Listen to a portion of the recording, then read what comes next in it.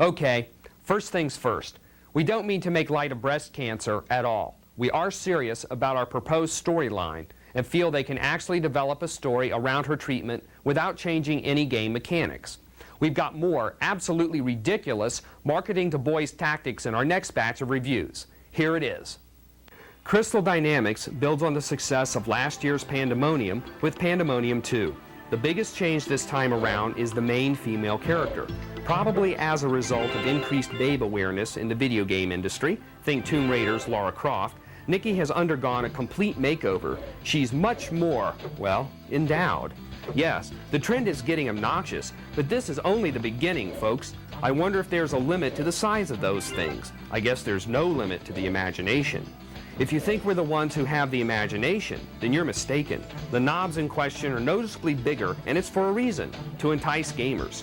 You can only tell the relative size in two places, though: the package design and the full-motion video sequences. The game itself depicts your character too small to see anything major.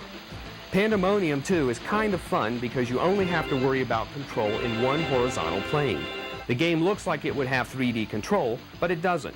And we're not complaining, because the chances are the control would have sucked if it was 3D anyway. Instead, the camera moves around the world to expose the areas as we run through them. This technique allows us to enjoy the vast spaces and wild landscapes as we play the game. You can play Pandemonium 2 with either the female character or the male counterpart. You can even switch between characters after you finish a level. Nikki, the girl, has her own set of special moves, while Fargus has another set. These moves include fireball attacks, spin attacks, and as the full motion video demonstrates, a Sid attack. Sid is the strange talking talisman that you throw at enemies to blast their butts off the screen. Pandemonium 2 requires a lot more practice and carefulness than it looks. In that respect, the game is challenging. Dedicated gamers should eventually beat it, and many players may find similarities to Crash Bandicoot 2's obstacle course-like levels. Pandemonium 2 is not the greatest game in the world, but it's decent fare with no one particular fault.